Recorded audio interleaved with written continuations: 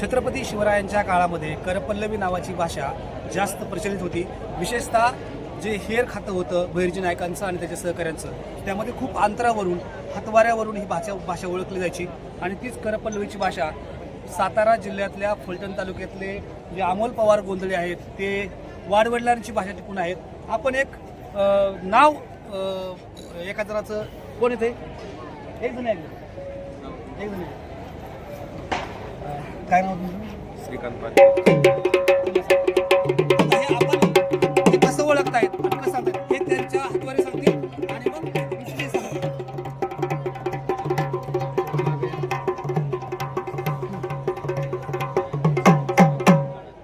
श्रीकांत परके साहेब आले शारदानगर कृषी प्रदर्शनला.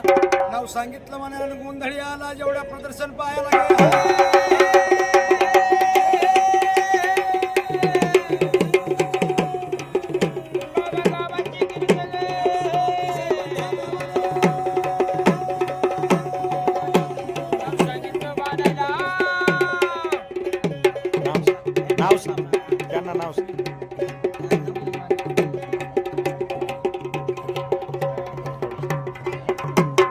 सुनील माने आल्या कृषी प्रदर्शनला शारदानगरला. नाव सांगितलं मानाला एवढ्या जगदंबेच्या नावाला, श्री खंडेरायाच्या नावाला, भैरवनाथांच्या नावाला.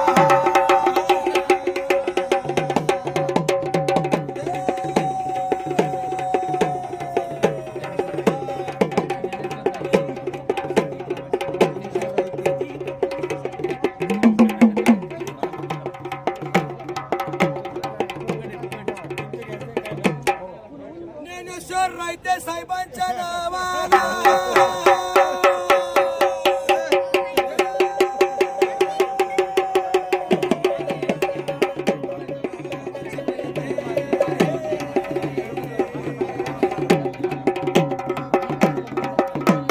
डॉक्टर रतन जाधव साहेबांच्या नावाने.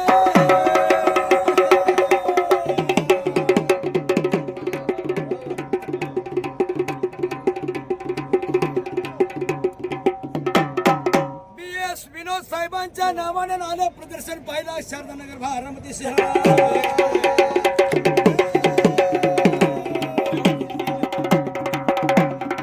आकाताईच्या नावाने.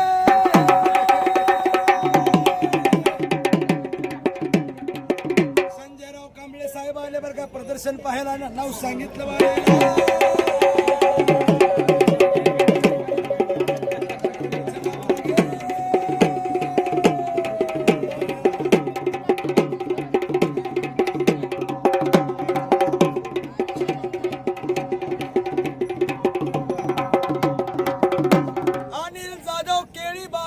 शेतकरी अनाजाला कृषी प्रदर्शनला शारदानगरला. नाव सांगितलं नावं ओळखलेले आहेत.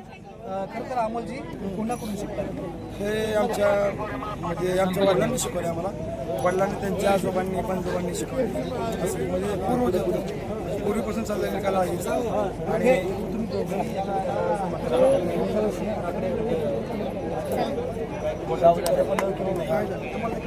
बरोबर आमची पारंपरिक तुम्ही दोघं नात्याने काय मामा मामा मोठे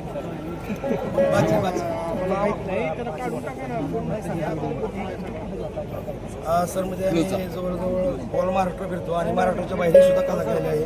जसं की राजस्थान, गोव्यामध्ये, परत गुजरात राजकोटला केलेलं आहे, परत सुरतला केलेलं आहे.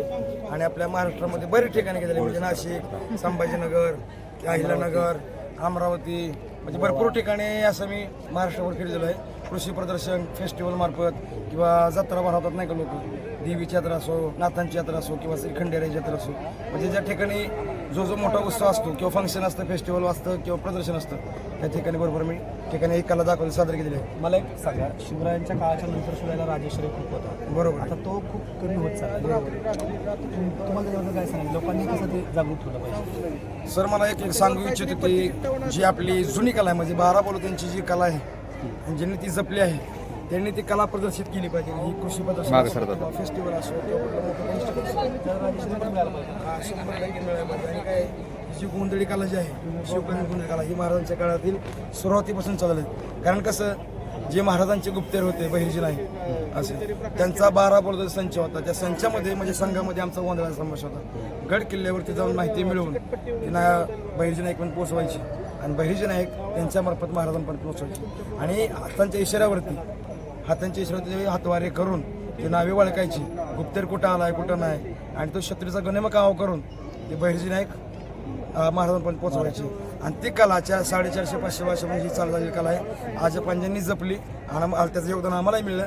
आणि आम्ही पुढची पिढी टिकवल का सांगता येत नाही, पण तरीही आमचे प्रयत्न चालू आहेत आमच्या मुलांना शिकवण्याचं टिकावं असंही आम्हाला वाटतं. आणि लोकांनाही समजावं की ही कला किती खूप छान आहे. ह्या कलेचा आनंद जर घेतला लोकांनी, काय झालं लोकांचा आता कल म्हणजे कॅम्प्युटर युग असल्यामुळे, सायन्स युग असल्यामुळे, मोबाईल युग असल्यामुळे त्यांचं ते ध्यान असतं नाही येत. पण हे जुनी कला जी आहे ही बघायला मिळत नाही. थोड्याफार ठिकाणी बघायला मिळते, पण ते आम्ही जपली कृषी प्रदर्शनामार्फत किंवा फंक्शन फेस्टिवलवर दाखवत आहे. आणि ती उद्याला ठेवलेली आहे. आम्ही ती लुप्त पावलेली कला जागृत केलेली आहे. आणि सर्वांनी त्याला दाद द्यावा, प्रतिसाद द्यावा अशीच आमची नम्राची विनंती आहे.